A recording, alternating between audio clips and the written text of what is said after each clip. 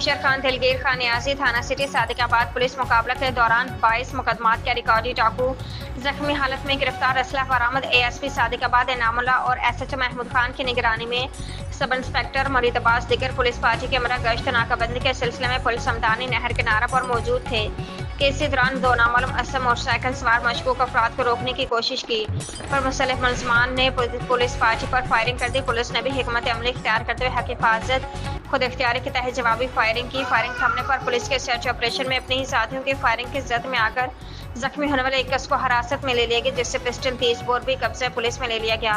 पड़ताल रिकॉर्ड पर जख्मी की शनाख्त 22 संगीन मुकदमात के रिकॉर्डी डाकू नईम उर्फ नीमा मलिक के नाम से हुई, जबकि इसका दूसरा साथी मौके से फरार हो गया। पुलिस ने मजीद कानूनी कार्रवाई जारी रखे हुए हैं।